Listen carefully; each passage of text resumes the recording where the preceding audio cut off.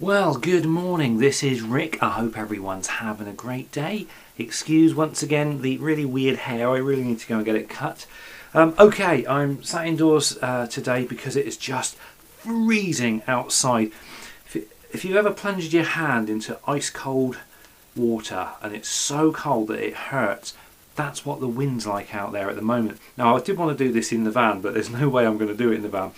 I'm going to talk about building the van, designing the interior of the van. I want to say a massive thanks to everybody who has given me lots of ideas and suggestions and asked lots of questions about the potential build in the back of the new van, and I'm hoping to run over a few of those questions and points today. Now, we're going to have to use our imagination for this because, like I say, I wanted to do this in the back of the van, but it's just so cold out there. I just don't want to get involved with being outside at the moment. In fact, life's quite tedious at the moment because I really want to get on and get cracking, and a lot of the parts have arrived and everything now, but unfortunately it's just a case of waiting on the weather. It feels at the moment like my whole life is on this big waiting game. I mean, I've actually been trying to sort myself out with a set of wheels since December, and it's only now, finally got the base model, but then of course I've got to get the whole conversion done, and this thing just seems to be dragging on and on. I just want to get it ready and finished.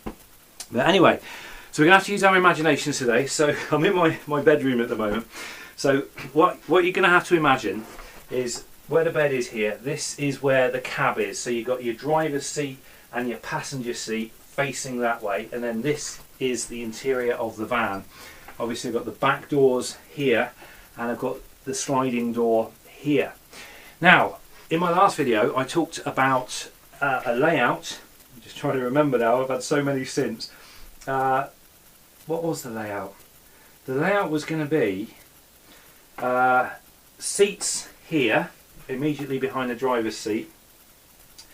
That's right, I was going to have the bathroom and loo here, which was basically half in and half out of the sliding door. Then a bit of kitchen and a bit of kitchen at each end. I really agreed with a lot of people who said having the bathroom just kind of stuck right in the middle of the van.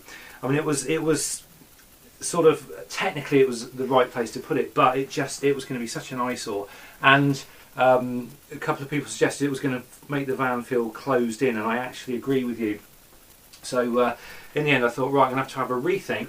So I went over to my nephew's house, who's also done a rebuild. I managed to sort of nail down a couple of hours with him, and we kind of battled it out, sat in the back of this van trying to sort of measure everything up and sort of see what's going to go where.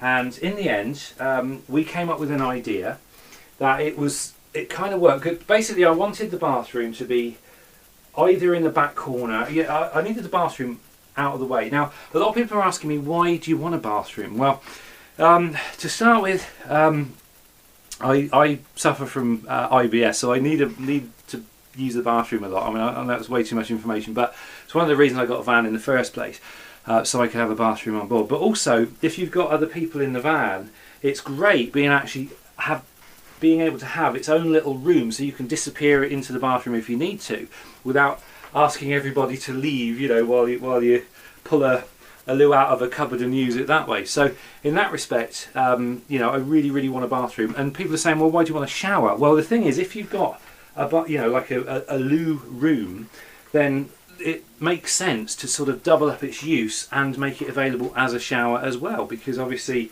the size of the room for a loo will be, you could manage a shower in there as well. So it makes sense to kind of build in that option, so you sort of killing two birds with one stone, as it were. So anyway, what I decided I wanted to do was push the bathroom into one of the corners, and we spent about 2 hours trying to figure out how to get the bathroom at the back. It seemed the most logical place was at the back. Now, we had the problem with the wheel arch and not being able to fit the loo in there because it would make the bathroom too big, but we came up with a genius idea. Actually, my nephew came up with a genius idea of being able to slide the loo out of the bathroom and under a seat box. So basically you could go in there and it would be like a shower room, but then if you needed the bathroom, you just pull out the loo, which was basically housed in the seat box, which was leaning back against the bathroom wall on the outside. And I thought that was a genius idea, so we kind of incorporated that into it. But then we thought, well, if the bathroom's across the back, then obviously I want to be able to kind of walk in as well. I've got to be able to put my canoe in the van, so I've got to have like straight through access. And it kind of worked out with the bathroom. The kitchen unit on this side would have to be very, very narrow to start with. It would kind of have to be about this wide, and then it would open out as you sort of came away from the bathroom. And it sort of worked. It looked really good. So we basically end up with a big kitchen unit over here, which is like big and fat, and then would narrow down as it reached the back door. You have a bathroom in this corner, and then your seating here.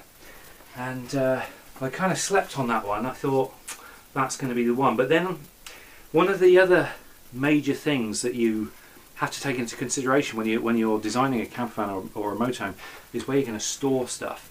And what I realised was, with everything at the back doors, when you open the back doors, you're going to have a big bathroom wall right here. You can't put anything in storage. Basically, you've got no storage access, and then obviously with a little narrow kitchen unit on this side, there's not going to be enough room to put anything, which means the only real storage access you've got will be on the sliding door, where you've got the kitchen unit that's kind of jutting out a bit into the area of the open sliding door, and you can have a little service door on the back side of the kitchen unit. But of course you need somewhere to put your gas, so that would like be a gas bottle locker. And it kind of worked in so much as the layout, but it just, I don't know, there just wasn't the storage I was hoping for. And I realised, I've got things like chairs and things like that, fold-up chairs, that I need a place to just kind of, put in storage-wise. And I thought, well, the only place I'm going to be able to do that is at the back doors, and that's just not going to happen with that design. So I went on to design number 3, and I think I'm settled on this design. Now, it's pretty much the same design as the one with the bathroom at the back, except this is it's an adaptation of the design that I originally had on my old Renault, which was the bathroom behind the driver's seat. So you have your bathroom behind the driver's seat, and then instead of having your kitchen unit down there, which I had on the last van, and have the seats here, because I really didn't like the seats kind of sticking out where the open door was, the open side door. I just didn't like that arrangement. The seats looked a bit scrappy, looked a bit messy. I wasn't really thrilled with the arrangement I had there. So what we're going to go for is we'll have the bathroom here, and we'll have the seats there. So it's like from the back door up to the bathroom, and then obviously the bathroom, then the driver's seat. And then this whole side can be a nice big fat kitchen. So that's pretty much the thinking I've got going there, because obviously when you get to the back doors, and obviously you've got you open the back doors, you've got your seating here, you've got instant access to under the seat box from the rear, so you can get all sorts of things stored in there. And again, nice big fat kitchen unit on this side, which means you can open an access panel, and you've got access there as well as the access on the open sliding door. So I think that's the one I'm probably going to be going with. Again, one of the deciding factors is going to be how big I can make the bathroom, simply because I haven't taken the bulkhead off yet. I thought, with this really freezing cold weather, I think I'm just going to leave the bulkhead on until I'm really ready to start work on the van, just to keep the heat in the cab. So it obviously depends if I can get through from the cab into the living area, because obviously I don't want to make the bathroom too wide, because you've got to fit through. Now, I have actually already replaced the passenger seat with a driver's seat from a Vauxhall Vivaro, and it just bolted straight in. It was a bit of a nightmare because I had to lie to the computer. I didn't have this in the old Renault, but of course everything's computer controlled now, and computer sensors and everything. And if you unplug the double seat, take it away, and then if you just plonk another seat there, that's fine, but the computer wants to know about the pre-tensioners in the double seat, and if it detects that they've been unplugged, it will assume, from what I've read, that they've been deployed, which means you'll end up with this service light on your dashboard, and you literally have to go back to Renault in order to get the computer reprogrammed to get that service light switched off. So what I had to do was remove all of the pretensioner wiring. The pretensioners are basically the thing that your seatbelt plugs into, and they're like a little explosive bolt, if you like. And when you crash, when the airbag's deployed, what they do is they pull the seatbelt tight into the seat, so sort of they pin you in your seat a bit better. But obviously they're like an airbag. They can only go off once. And so what I had to do was remove all of the pretensioners from the double seat, bolt them onto the new seat, and I had to strap up the spare one underneath with cable clips. I mean, it's all fine. You know, if it went off, it's not going to affect anything.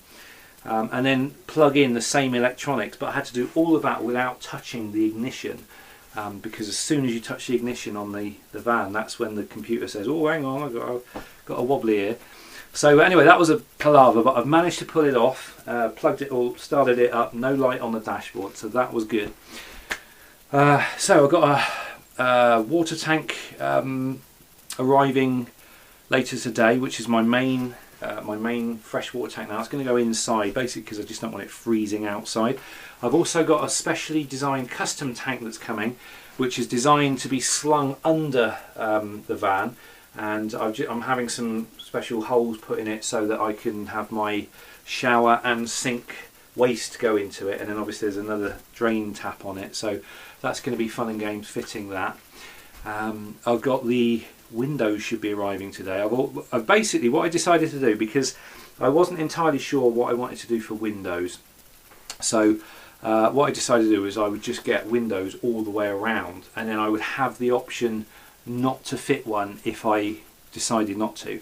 But I'll literally every single window, there should be 6 windows arriving today, which will give me the option to fit all the windows where I want to fit them. But obviously fitting the windows is kind of the first priority, because once you can't really start on anything until the windows are in, because you have to get all the insulation in, and then you have to get the walls covered, and you know, with that carpety stuff and everything. So anyway, it's quite a palaver to get into, but anyway, that's where I stand at the moment. Like I say, life's, I don't know, it's just a bit tedious at the moment, because a lot of the time I'm just waiting for things to arrive. I've got a lot of stuff has already arrived, but and then of course I'm just waiting on this freezing cold weather, because it's too cold to work out there. It's just horrible weather, and I mean, there's ice around everywhere that's been kicking around for the last sort of few days. We had a load of snow, it all turned to ice, and I mean, there's a big lump of ice down there by the side of my van, which I pulled off my windscreen yesterday, and it's still there this morning. It's just this solid lump of ice, because the temperature is not going above freezing. So I'm just kind of cooped up indoors, twiddling my thumbs, not really sure what to do with myself, feeling quite just I don't know. You know what it's like when you want to get on with something, but you can't, because things are holding you back. So that's what life is at the moment. But hopefully that'll change soon. So I mean, they reckon we've got another couple of weeks of cold weather, and then I'm hoping that'll be it, and I can get cracking then. So we'll have to wait and see. So anyway, this is my little vlog for today. Hopefully the fisheye lens isn't making you go ooh, making you too queasy. I always have fun with this camera. I might treat myself to the new shape one day, but at the moment I'm running out of pennies fast with this van that's turning into a bit of a money pit at the moment. So it's going to be a bit of a frugal year, I'm afraid. But never mind. I'm hoping once I got this built, then I'm good for another decade then, and I should be able to kind of get my life back for the next 10 years and not have to worry about transport. Just kind of use it, and it's always going to be there. So that's the plan anyway. Right. Okay. This is a 15-minute long video. Probably not that interesting to most, but. Thanks for watching if you got this far.